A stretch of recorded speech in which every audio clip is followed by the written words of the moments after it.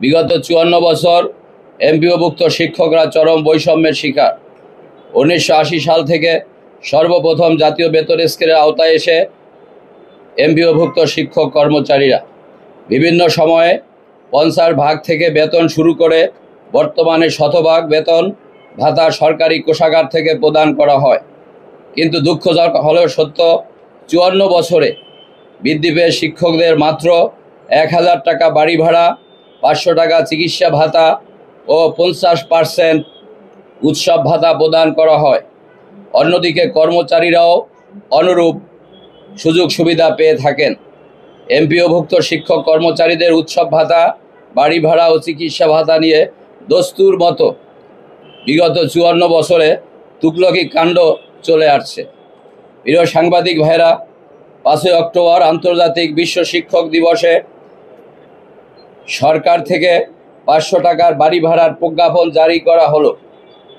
৫০০ টাকা বাড়ি ভাড়া বৃদ্ধি সরকারি হাস্যকর সিদ্ধান্তে দেশের এমপিওভুক্ত ৫.৫ লাখ শিক্ষক কর্মচারী বিষয়টিকে অপমানজনক ও শিক্ষক সমাজের সাথে নিষ্ঠুর তামাশা বলে উল্লেখ করে কঠোর কর্মসূচি নিয়ে মাঠে নামার ঘোষণা দেয়।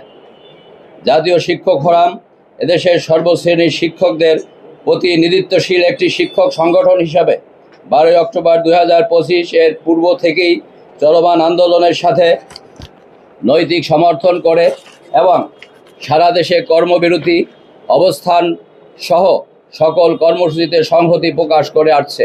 ফলশ্রুতিতে এবছরের শিক্ষক আন্দোলন সার্বজনীন শিক্ষক আন্দোলনে পরিণত হয়েছে।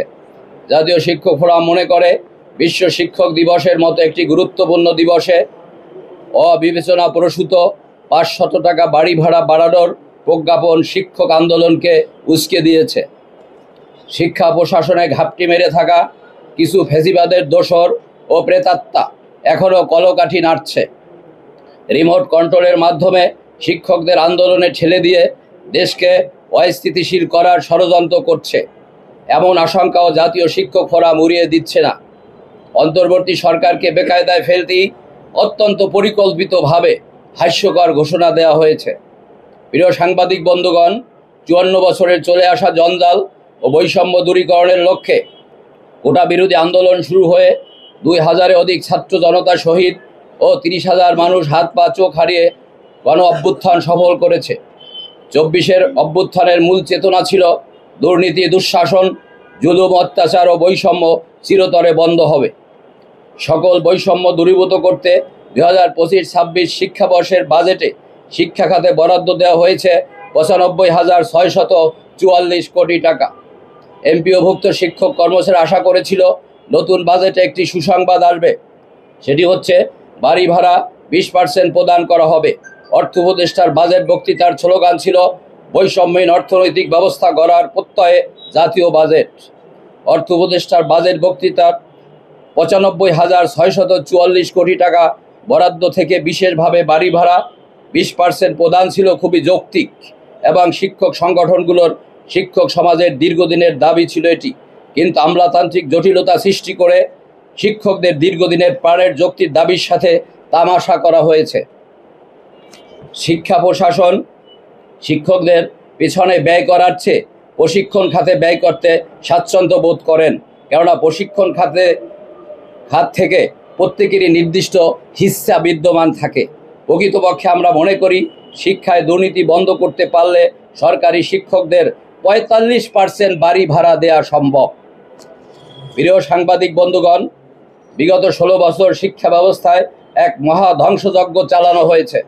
অন্তর্বর্তী সরকারের অর্থনৈতিক শ্বেতপত্র অনুযায়ী ফ্যাসিবাদী সরকার ১৬ বিলিয়ন মার্কিন ডলার বিদেশে পাচার করেছে, যার পরিমাণ ২৮ লক্ষ কোটি টাকা।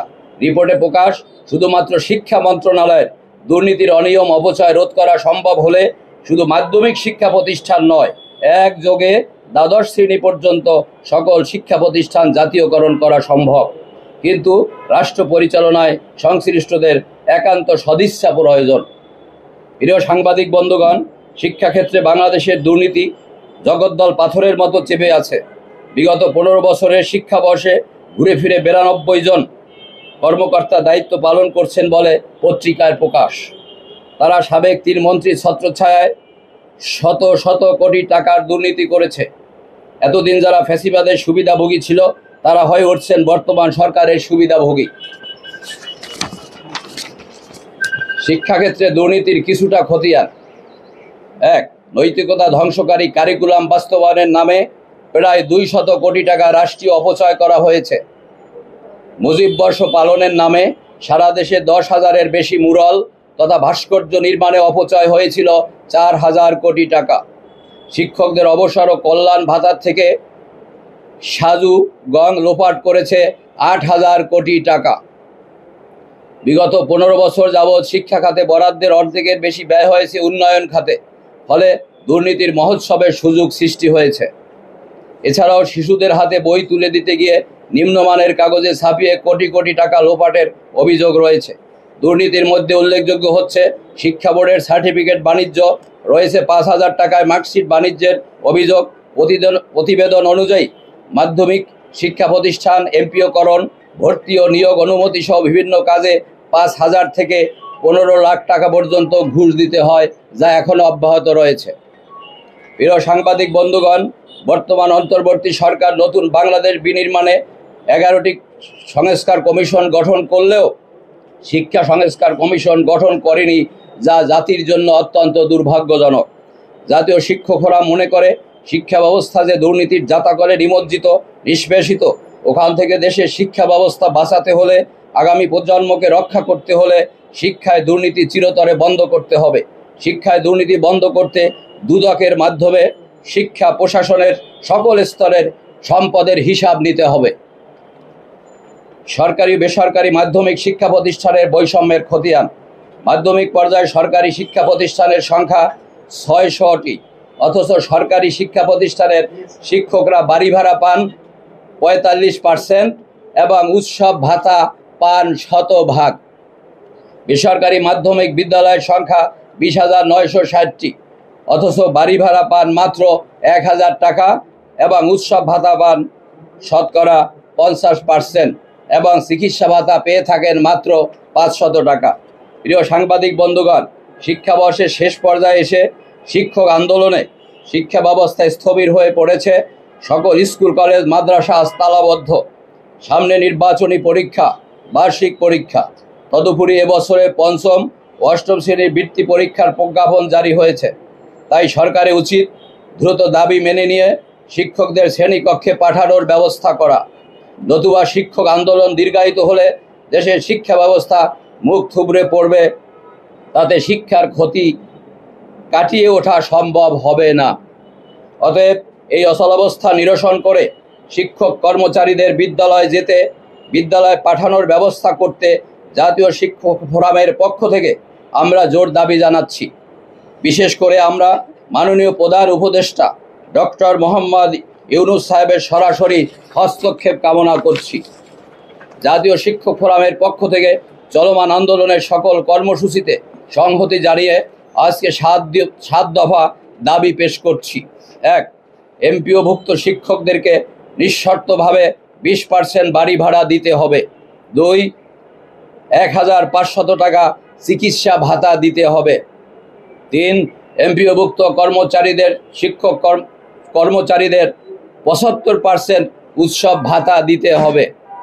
4, 1089টি স্বতন্ত্র ইবতেদায়ী মাদ্রাসার এমপিও ফাইলে প্রধান উপদেষ্টা স্বাক্ষর করে অতি দ্রুততম সময়ের মধ্যে গেজেট প্রকাশ করতে হবে এবং দ্রুততম সময়ের মধ্যে অনুদানবিহীন স্বতন্ত্র ইবতেদায়ী মাদ্রাসাগুলো এমপিওর জন্য গণবিজ্ঞপ্তি প্রকাশ করতে হবে। 5, শতকরা 4 কর্তন বন্ধ এবং অবসরকালীন প্রাপ্ত অর্থ অনধিক 6 মাসের মধ্যে প্রদান করতে হবে। শিক্ষকদের হয়রানি বন্ধ, হামলার বিচার, শিক্ষক সুরক্ষা আইন ও সুনির্দিষ্ট আলাদা বেতন কাঠামো প্রণয়ন, সকল সরকারি প্রাথমিক বিদ্যালয়ে ধর্মীয় শিক্ষক নিয়োগ করতে হবে। শিক্ষার সর্বস্তরে ধর্মশিক্ষা বাধ্যতামূলক এবং সকল পাবলিক প্রাইভেট বিশ্ববিদ্যালয় ইসলামিক স্টাডিজ বিভাগ চালু করতে হবে। 7, শিক্ষায় বৈষম্য নিরসনে শিক্ষা ব্যবস্থা জাতীয়করণ করতে হবে। কর্মসূচি। এ সকল দাবি আদায়ে জাতীয় শিক্ষক ফোরাম 3 দফা কর্মসূচি ঘোষণা করছে। 1. চলমান শিক্ষক আন্দোলনের সকল শান্তিপূর্ণ কর্মসূচিতে একাত্মতা পোষণ ও অংশগ্রহণ। 2. দাবি আদায় না হলে আগামী 25শে অক্টোবর 2025 শনিবার সারা দেশে মানববন্ধন অনুষ্ঠিত হবে। আগামী 26 অক্টোবর 2025 রবিবার সারা দেশে জাতীয় শিক্ষক ফোরাম জেলা প্রশাসকের মাধ্যমে প্রধান উপদেষ্টা বরাবর স্মারকলিপি প্রদান করবে ইনশাআল্লাহ।